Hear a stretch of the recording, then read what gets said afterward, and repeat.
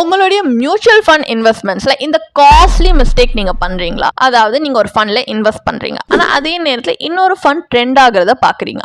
Boom, நீங்க ஸ்விட்ச் பண்ணிட்டீங்க அந்த ஃபண்டுக்கு. இது உங்களுக்கு ஃபெமிலியரா படுதுன்னா இது நீங்களே கேட்டுக்க வேண்டிய ஒரு கொஸ்டின் என்ன, இது ரைட் மூவா? இது ஏன் ரைட் மூவ் இல்லன்றத நான் இந்த வீடியோல பிரேக் டவுன் பண்ணி சொல்றேன். ஃபேக்ட் என்னன்னா, எந்த இன்வெஸ்டர்ஸ் வந்து கன்சிஸ்டண்டா ஒரு 10 இயர்ஸ் ஒரு ஃபண்ட்ல இன்வெஸ்டடா இருக்காங்க, இந்த மாதிரி ஜம்ப் பண்ணாம இருந்தாங்களோ அவங்களால 19.1% வரைக்கும் ரிட்டர்ன்ஸ் பார்க்க முடிஞ்சது.